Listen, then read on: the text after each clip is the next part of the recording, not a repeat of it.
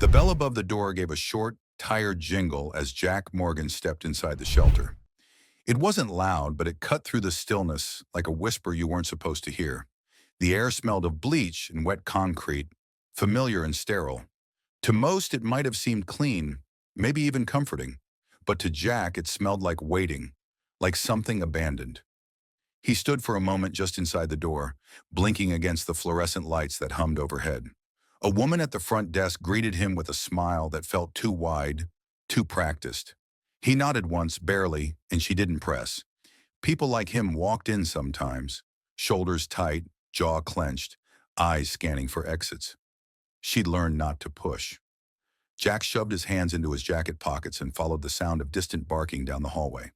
The cages lined both sides, dogs of all sizes pacing or pressed against the gates, eager for attention or desperate for escape. Some barked with excitement. Others just stared, silent and heavy-eyed, as if already resigned to being forgotten.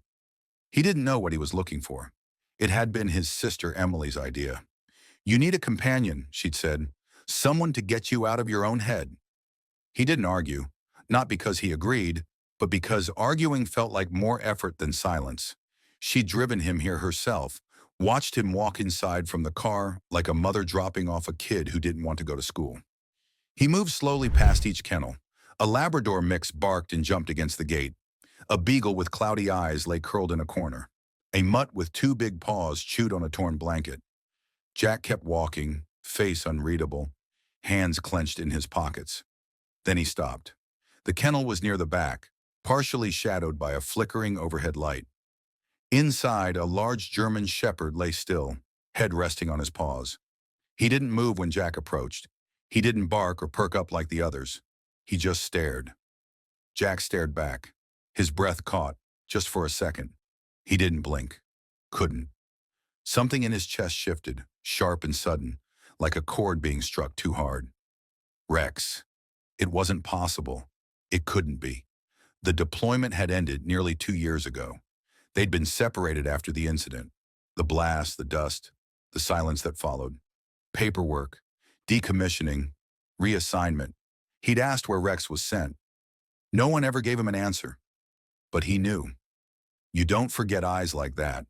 You don't forget the shape of the ears, the way the fur curled just slightly under the chin, or the faint scar across the left front paw.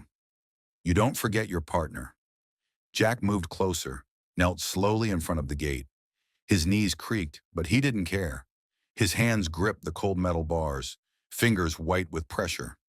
"Rex," he said, his voice a low rasp. The dog blinked. No movement, no wag of the tail, no recognition. Just a slow blink and a deep sigh, like he was too tired to care. Jack's heart twisted. A staff member noticed him crouched and walked over. Her voice was soft, cautious. "You like him? Came in a few weeks ago. No microchip, but his old handler dropped off some paperwork. Says he's retired military. Said he wasn't adjusting well. Gave him up." Jack didn't move. "What's his name?" She checked the clipboard hanging beside the kennel. "We call him Bandit, but we don't know his original name." Jack laughed, but it wasn't really a laugh. More of a breath that cracked on the way out. His fingers brushed the gate. "His name is Rex." The staffer looked at him, brows knitting slightly but didn't speak. Jack didn't explain, didn't try. He leaned in closer. "Hey, buddy, it's me." Nothing. No change in posture, no tilt of the head, no spark of memory in those tired eyes. Just silence. Jack stayed there a long time, longer than he meant to, staring through the bars like they were the only thing holding back a flood. The kind of silence that had followed him for years sat heavy between them. And still, Rex didn't move. Jack finally stood, legs stiff, jaw clenched tight. "I want him," he said. The staffer blinked. "You sure?" "He's not the easiest." "I know," Jack said. "I still want him." As he turned to start the paperwork, he glanced back one more time. Rex hadn't moved, hadn't even lifted his head. But Jack didn't walk away because the dog didn't remember. He stayed because he did. The office was quiet except for the faint clicking of a keyboard and the occasional shuffle of paper. The shelter manager, a woman in her 50s with silver-threaded hair and a sharp, practiced voice, tapped her fingers against a worn file as she scanned the page. Jack sat across from her, stiff-backed, fingers folded tightly in his lap. His knuckles were white, but his expression didn't waver. "You're right," she finally said, looking up over her glasses. "His name was Rex." Jack didn't move, didn't speak, just stared at the edge of her desk, like her words hadn't landed yet. "Handler listed as Sergeant First Class Jack Morgan," she continued, softer now. "That you?" He gave a short nod, his throat tightening. "He came in about 3 weeks ago," she went on. "Surrendered by a civilian. Said he couldn't handle him anymore. That Rex was shutting down. Not eating. Not engaging. Just there." Jack's mouth was dry.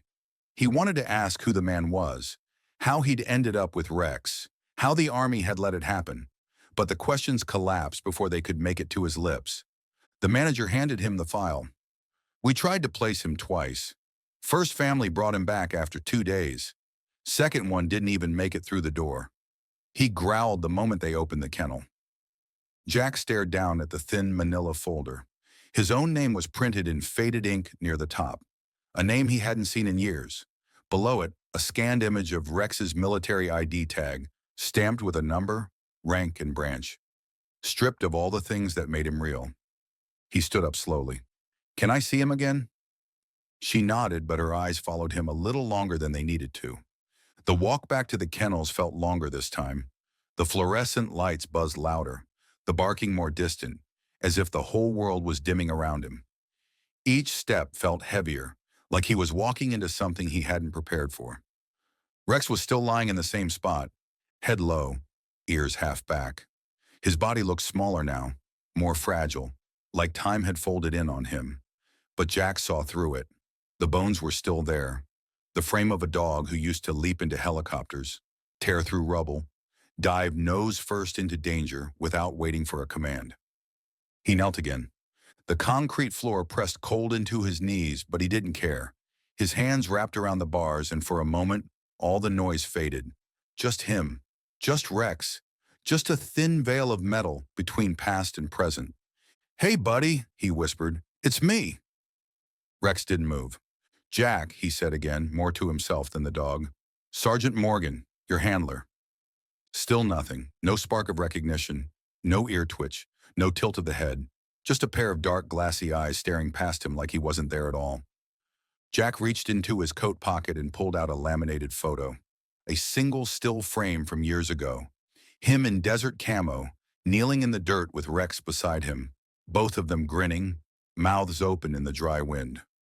Rex's tongue lolling, Jack's hand resting on his shoulder like it belonged there. He pressed the photo gently against the bars. "This was us," he murmured. "You saved me more times than I can count. Pulled me out of hell. You remember, don't you?" Rex blinked slowly, then turned his head away. Jack stayed there, kneeling, breath shallow. It felt like something broke then. Not loud, not dramatic, just a hairline fracture in whatever armor he'd built around himself since the war. Since the silence, since the day they told him Rex had been reassigned and that was the end of it. That dogs don't remember the way people do. But Jack had never believed that. And now watching Rex, his Rex, lie there like the past was something too painful to look at, he felt it for the first time. That maybe the damage wasn't just his. Maybe the forgetting wasn't a choice. He stayed a little longer. Long enough to feel the cold sink into his bones. Long enough to see the light shift in Rex's eyes. Not recognition, not warmth, just distance. When he stood, his legs felt unsteady. The kind of unsteady that doesn't come from standing too fast, but from the weight of something you can't fix. He looked back once before leaving the kennel. Rex hadn't moved. To anyone else, he was just another rescue case. But to Jack, he was the ghost of a memory still waiting to come home. The paperwork was quick, quicker than Jack expected. A few forms, a copy of his ID, a clipped explanation about the adjustment period. The shelter staff offered him a discount on dog food, a leash, even a well-worn toy someone thought Rex might like. Jack didn't take any of it. He had what he came for. When they opened the kennel gate, Rex didn't hesitate. He didn't retreat either. He simply stood, walked past Jack with no urgency, and let the staff clip the leash to his collar. No protest, no spark, just motion. Jack held the end of the leash like it was something sacred, like maybe if he held it long enough, something familiar would come back. But Rex didn't glance back, not even once. They walked to the truck in silence. Jack opened the door, laid down a blanket across the passenger seat, and waited. Rex jumped in on his own, settled against the far door, and turned his face toward the window. Jack shut the door gently, got in on the driver's side, and started the engine. The drive home stretched in stillness. The city blurred past in muted colors, stoplights, storefronts, passing headlights flickering against the windshield like ghosts trying to catch their attention. Jack glanced over now and then, hoping to see something in Rex's posture, a shift in his eyes, the twitch of an ear. But the dog sat perfectly still, nose pointed toward the glass, as if the world outside made more sense than the one sitting beside him. Jack wanted to speak, to say something simple like, "We're going home," or "You'll like it here." But the words felt cheap in his mouth. What did home mean to a dog who'd spent months alone, passed between hands like equipment no longer needed? When they reached the house, Jack pulled into the gravel drive, tires crunching beneath them. The porch light flickered on automatically. The place looked the same as it always had, modest, quiet, tucked beneath the edge of a pine grove. But tonight it felt strangely bigger, like it had been waiting, holding its breath. Jack turned off the engine and looked over. Rex hadn't moved. He stepped out, rounded the truck, opened the passenger side. Rex sat there unmoving until Jack gave the faintest tug on the leash. Then he jumped down, landed softly, and stood motionless again. His ears flicked at the new sounds, the crickets in the grass, the wind through the trees. His eyes scanned the yard like a soldier checking for tripwires. Jack walked ahead slowly, giving Rex slack, not leading, just inviting. The dog followed one cautious step at a time. Inside, Jack had prepared more than he wanted to admit. A fresh bed in the corner of the living room, water and food bowls, a box of old gear from deployment days, most of it collecting dust, but one or two pieces still holding the faint smell of dirt and adrenaline. He'd even left a window cracked, knowing Rex had always hated the sound of closed-in spaces. "Come on," he said softly, voice cracking from disuse. "This is your spot."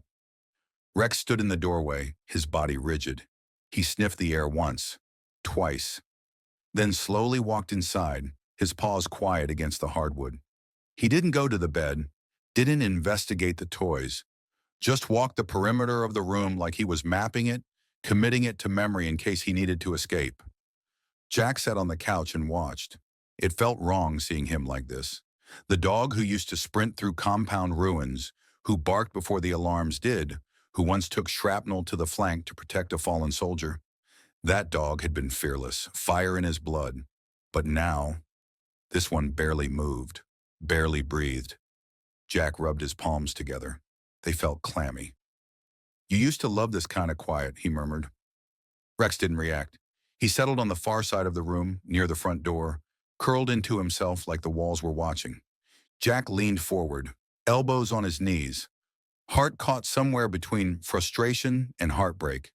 "I know you don't remember me," he said, voice low, "but I remember you." Outside, the wind shifted, and the trees rustled like an echo from far away. The sound of a camp on a still night. The kind of silence they used to sit in before everything went wrong. Jack didn't sleep much that night.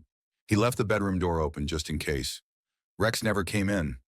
But just before dawn, when the shadows began to peel back from the corners of the house, Jack woke to a soft sound, paws shifting on wood.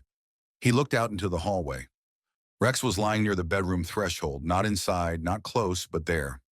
Watching. It wasn't a reunion, not yet. But it was the first thread of something. And for Jack, that was enough to hope. The food sat untouched. Jack had poured it into the bowl hours ago, careful to pick something with the same formula they'd used overseas. Familiar scent, familiar texture. Nothing too rich, nothing that would spook him, but Rex hadn't gone near it. The dog lay curled by the front door, body tense even in sleep. Not truly asleep, though. More like resting with one eye open, Every creak of the old floorboards, every groan of the wind against the house made his ears twitch, made his body shift. Jack stood in the doorway of the kitchen, leaning against the frame with a coffee mug growing cold in his hand. He hadn't sipped from it in over an hour. He just held it, the warmth long gone, like he was waiting for something that never came. He'd kept the lights low, just a lamp near the couch. The shadows stretched across the walls like long fingers, but the soft glow was enough to see Rex, his shape framed against the door, like a guard that had never gone off duty. Jack watched the steady rise and fall of his ribcage.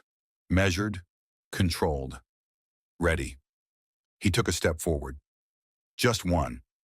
The floor creaked beneath his heel. Rex's head lifted immediately, eyes sharp, body rigid. His gaze found Jack's without hesitation, and for a moment, neither of them moved. Just two soldiers reading each other's posture. Jack raised a hand slowly, palm out, as if to say, "I'm not a threat." He didn't speak. Words didn't help right now. After a beat, Rex lowered his head again. Not relaxed, just returned to standby. Jack sighed. He moved to the couch and sat slowly, placing the mug on the table beside him. The silence in the room wasn't peaceful. It buzzed. It carried weight. Jack could feel it pressing into the corners of the house. The kind of silence that didn't come from comfort, but from holding too much for too long. He glanced at the untouched bowl again. The water level hadn't moved either. "You're not just confused," he said into the room. "You're scared." His voice sounded strange in the stillness. It echoed back at him like it didn't belong here. Jack leaned forward, elbows on his knees, hands clasped. The scars on his knuckles caught the light.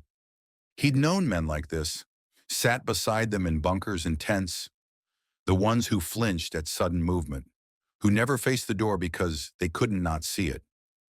Men who shut down not because they were weak, but because too much had been taken from them. He knew the look in Rex's eyes because he'd seen it in his own mirror. The trauma wasn't just physical. It clung to places deeper than blood. It rearranged the way you listened to the world, made you brace for things that never came. Or worse, made you brace for things that did. Jack stood again, slower this time, careful not to draw attention. He walked to the kitchen, poured the food back into the bag, sealed it. No reason to leave it out and add to the tension. Rex needed control, space, predictability. When he came back, Rex was watching him again. Not aggressively, not fearfully, just watching. Jack knelt down near the entry to the hallway, keeping a distance.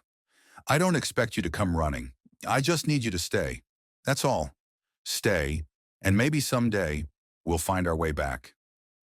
The dog didn't move, so Jack stayed there, sitting on the floor with his back against the wall, the air growing colder as night bled into early morning.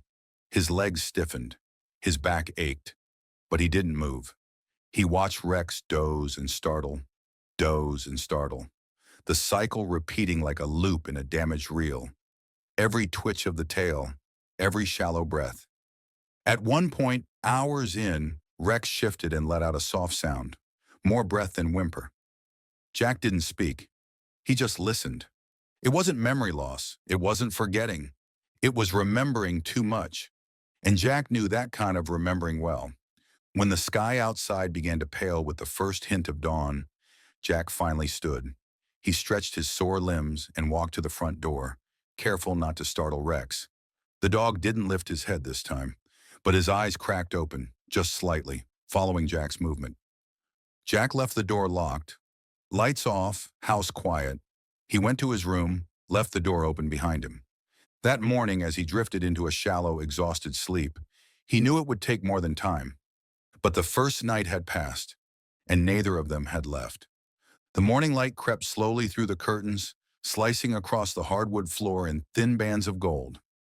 Jack sat at the edge of his bed, boots half-laced, eyes fixed on a dusty box tucked beneath his dresser. He hadn't opened it in years, not since the day he came back and swore to leave that life sealed behind him.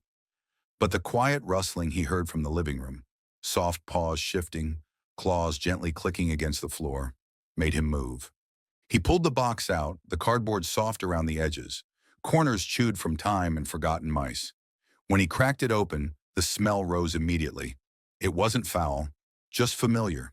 Sand, sweat, leather. That dessert kind of dry. That deployment kind of worn. Inside was the vest. Faded camo fabric, one shoulder strap half torn, the old unit patch still clinging by a stubborn thread. He ran a hand over it, slow. The material was stiff with old memory. He could almost hear the wind through barbed wire fences, the rotor blades slicing heat into the air, Rex panting beside him, always close, always ready. Jack didn't say anything, just stood and carried the vest down the hallway, its weight light in his hands but somehow heavier on his chest with every step. Rex was curled near the front door again, the same way he'd spent most of the past 2 days. He lifted his head when Jack entered the room, ears shifting toward the sound but not rising all the way. He watched silent. Jack moved toward the far corner, Rex's spot, not too close, not intrusive. He knelt, placed the vest down carefully, and smoothed it out on the floor. The motion was deliberate, like offering something ancient, something sacred. He stepped back and sat on the floor out of the way. Just watched. Rex stared at the vest for a long moment. His eyes didn't shift. His body didn't tense. It was as if he was waiting for it to change into something else. Someone else. Then he stood. The motion was slow, fluid. No hesitation, but no rush. He approached the vest the way he might have approached an old battleground, wary, instinctive. His nose lowered, flared. He sniffed once, twice, then a third time longer. His head tilted slightly, ears twitching, his posture uncertain. Jack held his breath. Come on, he thought, please. Rex lingered. His nose hovered over the patch, the scent unmistakable.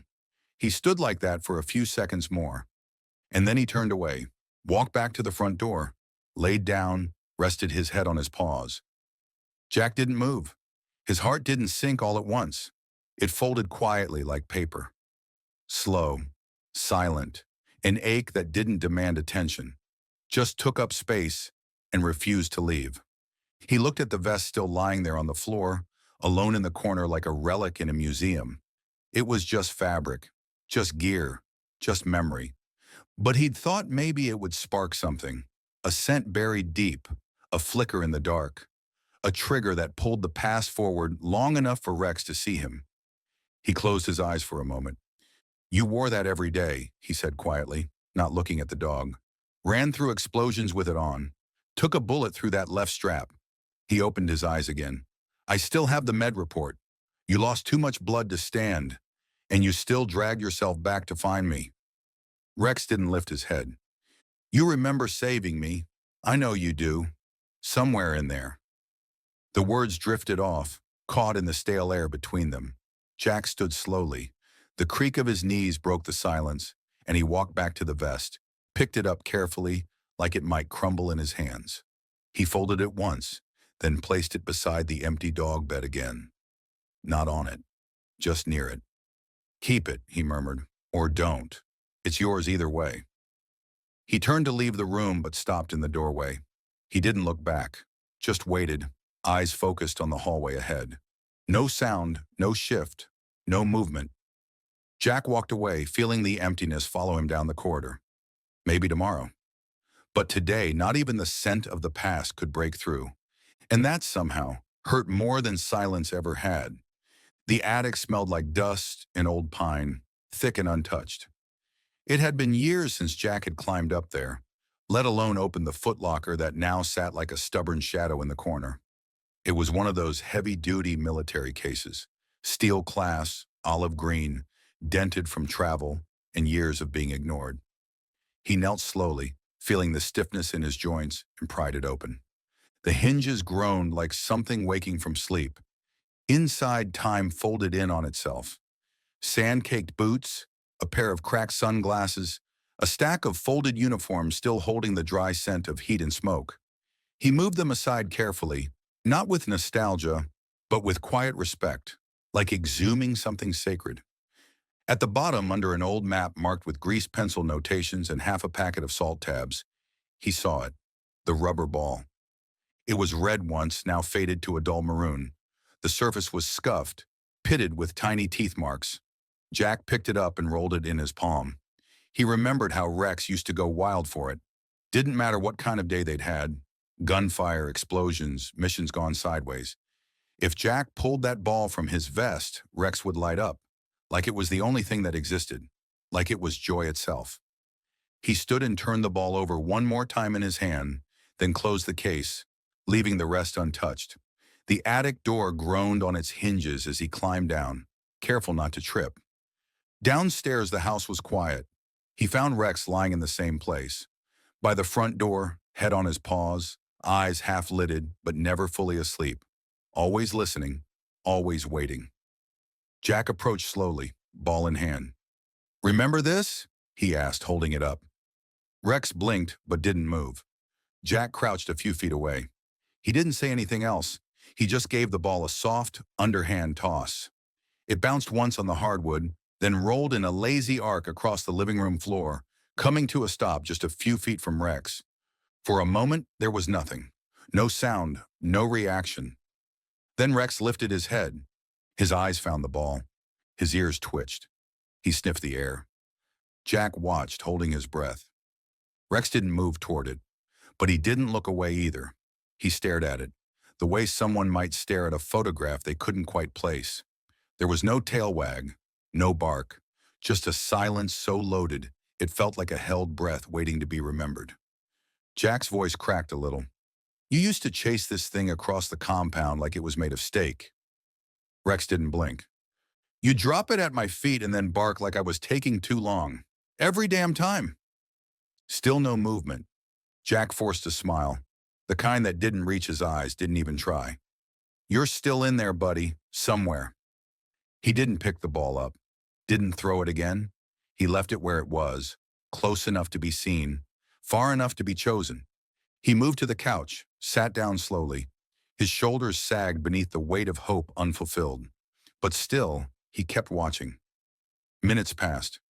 Rex laid his head back down, but his eyes stayed on the ball. Jack noticed that. He noticed the shift in breathing, the slight twitch in Rex's paw when the ball had first bounced, the pause before lowering his head again. It wasn't much, barely anything, but Jack had learned long ago to pay attention to the small things. A glance, a change in gait, the way a tail moved or didn't. It's how they survived. It's how Rex had saved him more than once. He stayed on the couch until the sun began to dip low, slanting warm light across the floorboards. The ball still sat in the same place. Rex hadn't gone to it, hadn't touched it, but neither had he turned away. And that, Jack told himself, was something. That night when the house went quiet again, he found himself standing by the door, just watching Rex sleep. The dog was curled tighter than usual, but not pressed against the wall like before. The distance had closed, barely, but it had closed. The ball lay just a few feet away, lit by the soft orange of the porch light through the glass. Jack whispered almost to himself, "You remember more than you're letting on, don't you?" No answer, just a flick of an ear in his direction. Then stillness. Jack turned and headed to bed, leaving the door open like always. The ball stayed where it was, waiting, just like the rest of them. The wind came first, curling around the house with a low, restless moan. Branches scratched against the window panes like fingers trying to get in. Jack stood at the kitchen sink, watching the dark clouds stack high over the tree line like a slow-moving tide. The air had that familiar charge, tense, metallic, a warning pulled tight across the sky. He hated storms, not because of the rain or the noise, but because of what they stirred up. Memories came with thunder, sharp and uninvited. Night missions under sudden lightning. The way mortar blasts echoed the same way deep thunder did, dull, full-bellied, delayed just long enough to shake your bones after you thought it was safe. Jack filled a bowl with water and set it down near Rex's spot by the door. He didn't expect him to drink, not tonight, but he left it there anyway. He flicked off the kitchen light and moved to the living room, settling into the couch with a blanket across his knees and a book he wouldn't read. He kept the lamp on low, casting the room in a soft amber haze, a kind of quiet beacon in the dark. Outside, the storm cracked open. Thunder rolled long and low, followed by a sudden slash of lightning that lit the room white for half a breath. Jack didn't flinch, but his eyes moved instinctively toward the hallway where Rex had disappeared earlier. He waited. Nothing. No sound of claws on the floor. No restless pacing. He turned back to the window. Another flash. Another growl of sky. The kind that rattled the glass and crawled up the spine. Still no movement. Jack exhaled slowly and let his head rest back against the cushion. The rhythm of the storm built around him, a tempo rising just out of reach. He remembered being in a tent once, somewhere hot and wrong, counting the time between the flash and the sound, trying to guess how close the incoming fire really was. Rex had been beside him, alert and breathing steady, a constant anchor in a world that kept breaking loose. Now, years later, in the safety of his own home, Jack felt the same kind of waiting. Then he heard it, a soft scrape, paws across wood, hesitant, unhurried. He didn't look up right away, just listened. The steps drew closer, slow and even. No panic, no tail tucked, no sprint to hide under the table or disappear into another room. Rex appeared at the edge of the living room, his body shadowed in the dim light. Jack shifted slightly, giving him space, not moving too fast. The dog stood there for a moment, eyes flicking to the couch, then to the floor, not meeting Jack's gaze. And then slowly, Rex walked forward. He didn't make a sound. No bark, no whine. He didn't look at Jack, just came to a stop beside the couch and lowered himself down, resting on the floor with a soft exhale. His body was angled away, his head turned toward the window, but he was close. Close enough for Jack to feel the heat of him through the blanket. Jack didn't speak, didn't reach out. He just let the silence settle between them, heavier than the storm. It wasn't affection, it wasn't trust, but it was proximity. It was choice. The thunder cracked again, louder this time. The windows trembled. Rex didn't move. He stayed, ears perked but not pinned, muscles coiled but not rigid. Watching the same darkness Jack watched. Jack swallowed something tight in his throat and lowered the book to his lap. You used to bolt under cots when storms hit. No one ever believed it. Big, tough war dog, scared of thunder. Rex flicked an ear but still didn't look at him. That's all right, Jack said, softer now. We were all scared of something. They sat like that for a long while, the room flickering every so often with white flashes that drew long shadows across the floor. Rain started to patter against the roof, light at first, then heavier. The rhythm of it filled the room, mixing with the occasional growl of the sky, a strange kind of lullaby that neither of them had asked for, but both somehow needed. Eventually, Jack shifted his feet, careful not to touch the dog. Rex didn't pull away, didn't even blink. Jack smiled faintly in the dark, not wide, not triumphant, but real. He didn't reach for the past anymore. He just sat with what was in front of him. No eye contact, no tail wag, but a quiet presence. And for the first time in a long while, that was more than enough. The morning was still, the kind of stillness that settled over the world just after a storm had moved through. Dew clung to the grass in small silver beads, and the air held a softness it hadn't carried in days. Jack stepped out onto the porch with a cup of coffee and an old sweatshirt draped over his shoulders. His boots made a muted sound against the boards, soft enough not to draw too much attention. Rex lay near the edge of the yard, in his usual place beneath the lone tree. The spot had become his without ceremony, as if the ground had claimed him gently, offering space without question. He wasn't asleep, not fully. His ears shifted at every sound. The distant chirp of birds, the rustling of leaves, the quiet creak of Jack's steps. Jack took a slow sip of his coffee, eyes scanning the line of trees that bordered the property. For a moment, he just stood there, not thinking about progress or memories or what might happen today. Then, almost without realizing it, his hand dipped into his coat pocket and wrapped around the worn rubber ball he'd started carrying again. It had become a habit, a ritual. Each day he'd hold it, squeeze it in his palm, and toss it once. Soft and easy, nothing demanding. Just an offering, a memory in motion. Most days Rex ignored it, but Jack threw it anyway. This morning felt different, though. Maybe it was the light. Maybe it was the way the world felt new again after the storm. Or maybe it was nothing at all. Jack stepped off the porch, walked to the middle of the yard, and held the ball at his side. He didn't call out, didn't say Rex's name.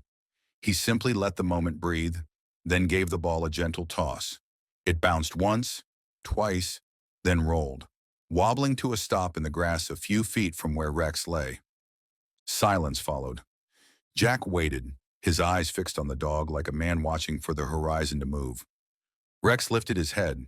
It was slow, almost lazy, as if he hadn't really made the decision yet, but his eyes were locked on the ball. His ears twitched, tail still. Jack didn't move. Rex stood, one step, then another. His legs carried him in a deliberate, careful gait, not rushed but purposeful. He approached the ball, nose low, shoulders tense with a kind of cautious curiosity. He stopped in front of it. Jack's breath caught in his throat, his fingers tightening around the coffee mug so hard he could feel the ceramic press into his skin. Rex sniffed the ball once, then again. He tilted his head, nudged it with his nose, sending it rolling an inch through the grass. Jack didn't say a word. He couldn't. His voice felt stuck behind something swelling in his chest. Too wide, too heavy, too sudden to shape into speech. Rex looked at the ball, then at nothing at all, then back again. His nose touched it once more, softer this time. Then he turned slowly and walked back to his spot under the tree. He didn't fetch it. He didn't bark. But he had moved, chosen, engaged. Jack stood there a moment longer, then walked to where the ball sat in the grass. He picked it up with both hands, holding it like something fragile. The sun hit his shoulders as he turned to glance back at Rex. The dog was watching him now, not intensely, not like a soldier scanning a perimeter, but watching. Jack offered a faint smile. "That's all right," he said, more to the wind than the dog, one step at a time. He returned to the porch and sat down, laying the ball gently beside him. He didn't need more than that, not today. Something had cracked, not broken, not shattered, just cracked. A thin line in the wall they'd both been living behind, enough for a little light to slip through. And sometimes light was all it took. The sky was pale and cloudless, washed in that soft gray blue that always seemed to hover before spring decided whether to stay or go. The air outside smelled faintly of pine and smoke from a neighbor's fireplace, and somewhere down the road, a dog barked once, sharp, distant, forgotten. Jack sat at the kitchen table with his elbows resting on the scarred wood, his coffee untouched. The house was still. Not the brittle kind of silence from those first nights, but a different one, softer, waiting. He reached into the drawer beside him and pulled out his old phone.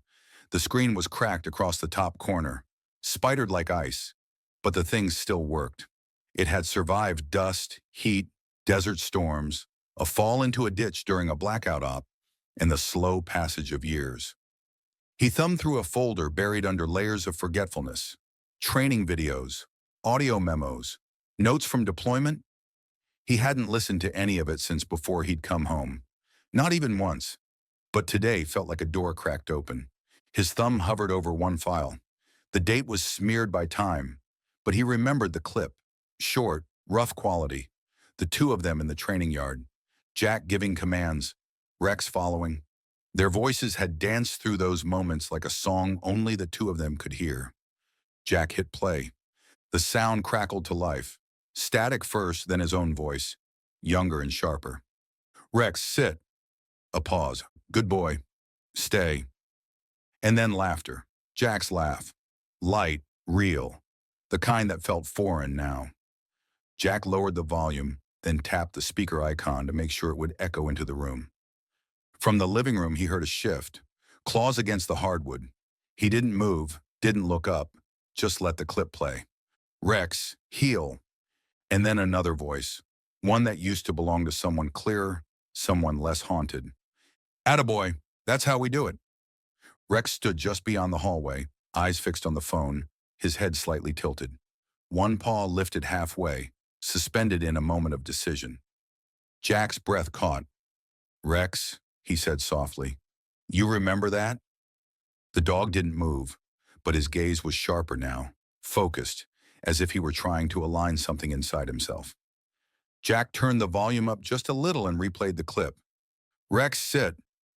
On cue, Rex's body lowered slowly, deliberate, hesitant, but without confusion. Jack stood. The chair scraped gently behind him, but he didn't care if it startled anything. He crossed the room with slow, measured steps and stopped a few feet away. The dog looked up at him, chest rising and falling in deep, steady breaths. His ears were forward now, alert, but not tense, not guarded. Jack knelt. It wasn't fast. His knees ached. The floor was cold, but he sank down until he was level with the dog, his hands open and steady, resting on his thighs. He didn't say anything, didn't reach out. Rex moved first, a single step, then another. He crossed the space between them like he'd never left, not with a wagging tail or a bounding leap, but with purpose, with memory. He stopped right in front of Jack, nose brushing gently against his chest, and Jack broke. The sob hit without warning, quiet, guttural, the kind of sound you make when you've been holding your breath for too many years. He let it out, his hands hovering just inches from Rex's shoulders, afraid to scare him, afraid it would all dissolve like smoke if he moved too fast. But Rex didn't flinch. He leaned in, pressed his body against Jack's chest. No words passed between them. No commands, no corrections. Just breathe. Just wait. Just the steady beat of a heart, remembering its rhythm. Jack let his hand move, slowly, gently, to the back of Rex's neck. His fingers curled into the thick fur. Familiar. Solid. Real. "You're back," he whispered, forehead resting against the dog's. "You found your way home." Outside, the wind stirred the trees, shaking loose the last of winter's grasp. Inside, a silence settled again. But this time, it wasn't empty. It was full. A bond remembered. And for the first time in years, Jack didn't feel like he was alone. The grass was still damp from the morning dew, catching the sunlight like scattered glass.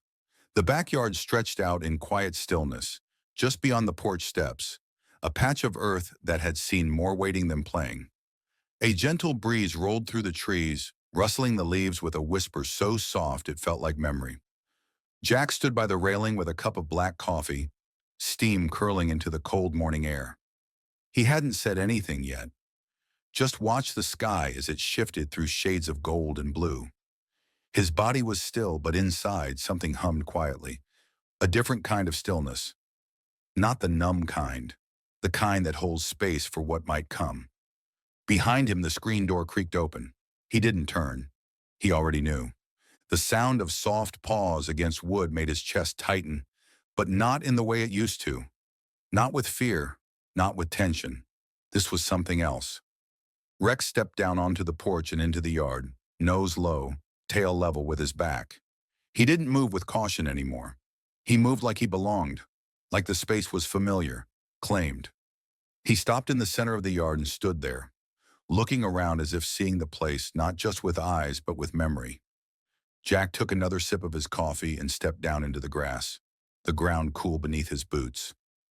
Rex's ears flicked at the sound.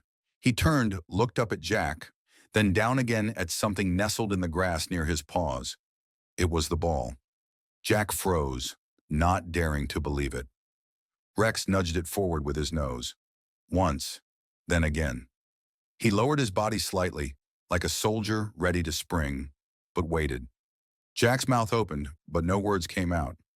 Rex picked up the ball gently, walked the distance between them, and placed it at Jack's feet. Then he looked up, not for approval, not for praise, but for connection. And Jack laughed, not a chuckle, not the hollow kind that breaks silence without meaning it. A real laugh, deep, full, unpracticed. It cracked something open in his chest, wide and sudden.